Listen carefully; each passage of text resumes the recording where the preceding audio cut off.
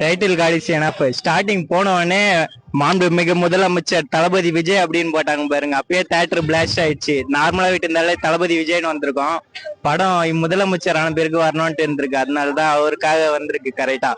அப்புறம் ஒரு சீனும் நம்ம தமிழ்நாடு மக்களுக்காக தான் எடுத்திருக்காரு.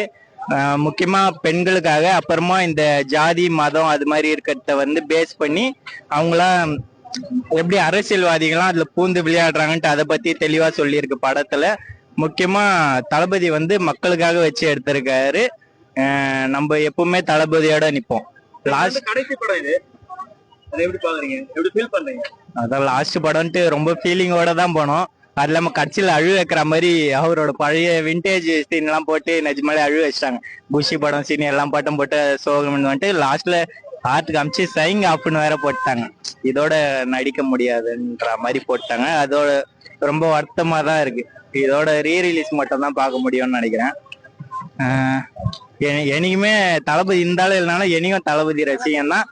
தளபதியோட தொண்டனா அவர் எந்த வழியில போறாலும் அந்த வழியில போயிட்டே இருப்போம். ரசிகனா இருந்தா ரசிகனா இருந்தோம்.